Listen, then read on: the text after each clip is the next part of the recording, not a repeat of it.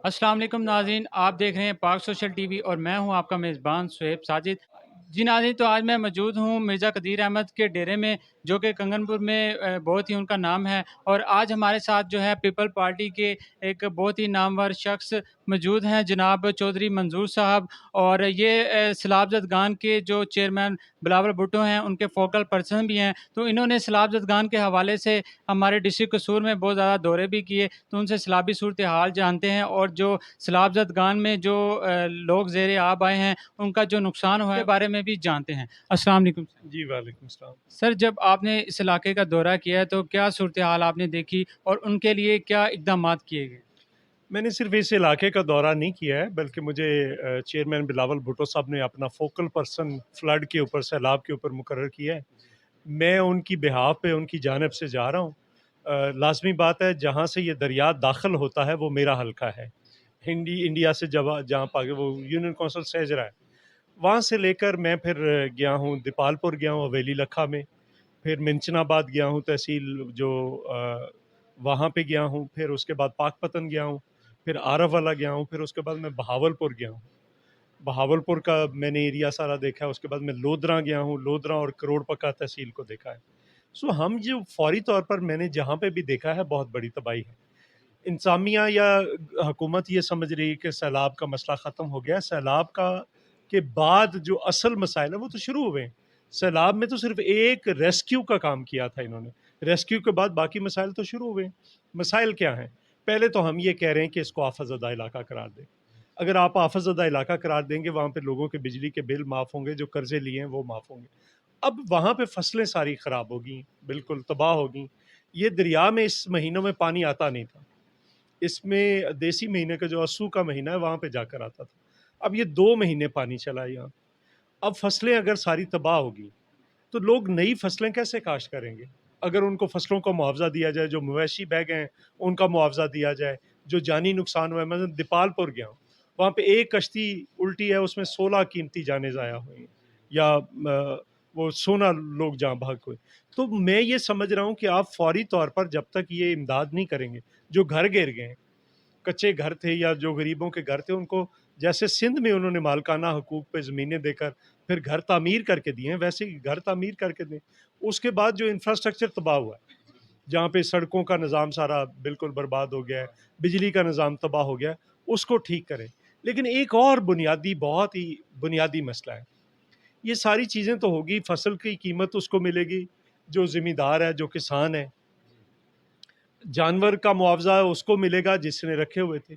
अब वो जो गरीब आदमी जो खेत मज़दूरी करता था, जो दिहाड़ीदार मज़दूर था, वो कहाँ पे जाए?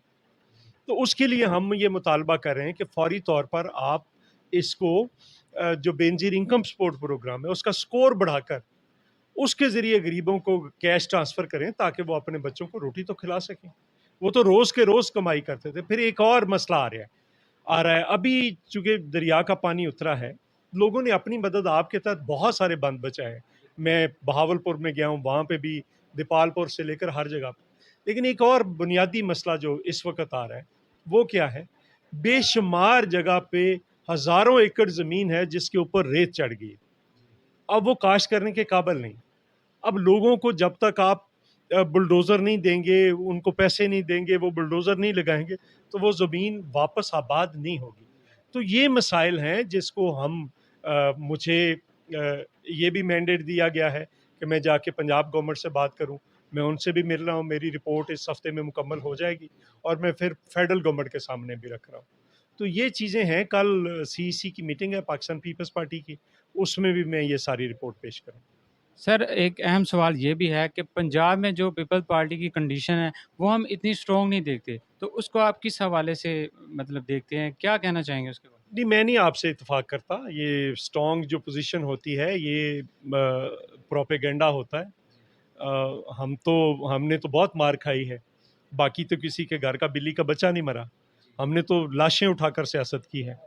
तो हम आने वाले दिनों में, वो चूँकि आजकल सियासत की टर्म में तो बात हो नहीं रही, क्रिकेट की टर्मिनोलॉजी में होती है।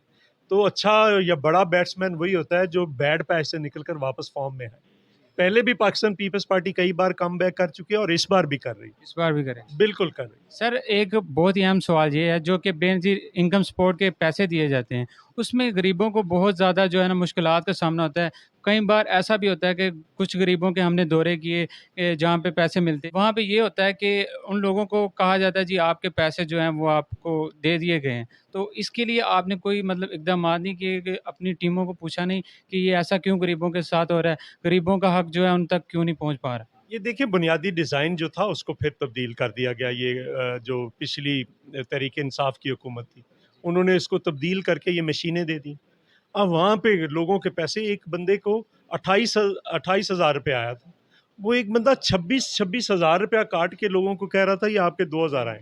फिर उसको पकड़ा और पर्चा हुआ, यहाँ पे भी कंगनपुर भी, और यहाँ से भी मेरे पास सिफारिशें गई हैं जिनकी मशीनें बंद हुई। लेकिन हमने तो किसी की सिफारिश नहीं मानी। लेकिन एक बात है, वापस शाज़िया मरी ने वापस फिर हर ये इन्होंने एक बैंक को दिया और उसमें भी बड़ी करप्शन हुई है।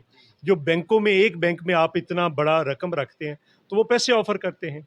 जो उस वक़्त इन्होंने किया, अब सारे बैंकों को कहा गया कि सारे बैंक वो पैसे लेंगे, सारे बैंक अकाउंट खोलेंगे लोगों को, लोगों के अकाउंट्स में पैसे जाएँगे और वहाँ पे उनकी मर्ज़ी होगी कि अगर कोई अकाउंट से पैसे लेना चाहता है तो ले, ना निकलवाना चाहे उनको कार्ड मिलेंगे, उनको सारा कुछ मिलेगा। जी, गुज़श्ता दिनों में ये शाज़िया मरी के बारे में ये खबर सामने आई थी कि उन्होंने 97 अरब की जो है करप्शन की एफआई ने जो उनकी रिपोर्ट निकाली है, उसके बारे में क्या कहेंगे आप? ना तो किसी एफआईए ने रिपोर्ट निकाली है, ये एक झूठी खबर थी जिस पे उन्होंने लीगल नोटिस दिए हैं। उसने माफ़ी भी मांग ली है जिस मीडिया के बंदे ने ये खबर फैलाई थी। आपको पता है 97 अरब रुपया होता कितना है? 97 अरब रुपया, 1 अरब रुपया एक ट्रक पे लोड होगा, तो 97 ट्रकों की लाइन लगी होगी ना। 97 अरब रुपया एक रात में गिन भी लिया गया। ये झूठा आखिर वो कहीं होगा ना। अगर कहीं है तो मुझे बताएं वो किधर, कौन सी एफआईआर हुई है और कहाँ पे है। और अगर नहीं तो 97 अरब रुपया जिसने पकड़ा, अगर उसने खुर्द-बुर्द कर लिया है तो फिर मुझे बताएं कि वो, उसके खिलाफ पर्चा होना चाहिए ना। बतौर वकील अगर कोई चीज़ बरामद होती है तो उसको माल मुकदमा कहा जाता है। अगर माल मुकदमा में कोई खुर्द-बुर्द करता है, वो पुलिस वाला करे, एफआईए वाला करे, नैब वाला करे, तो उसके खिलाफ पर्चा होता है। मुझे दिखाएं वो किधर है ताकि मैं उसके खिलाफ पर्चा कराऊं। जी सर, आखिरी सवाल मैं पूछना चाहूँगा कि आप मिर्ज़ा अली अरबाब साहब की जो सियासत है इस इलाके में, उसको किस तरह से देखते हैं? ये नौजवान है, यंग है, इसके आगे बड़ा मुस्तकबिल है। ये बिलावल भुट्टो की टीम है, इन्होंने आगे बिलावल भुट्टो के साथ काम करना है। हम तो मोहतरमा बेनज़ीर भुट्टो की टीम थे। तो मैं ये समझता हूँ कि आने वाला मुस्तकबिल इन्हीं नौजवानों का है। ये बड़ा टैलेंटेड, बड़ा मेहनती नौजवान है और अगर की बात कर रहा हूँ मैं, अगर इसने मेहनत की, लोगों के काम किए, लोगों के साथ खड़ा रहा, लोगों के दुख-सुख में शरीक रहा, तो ये बिल्कुल एक उभरता हुआ नौजवान पॉलिटिशियन है।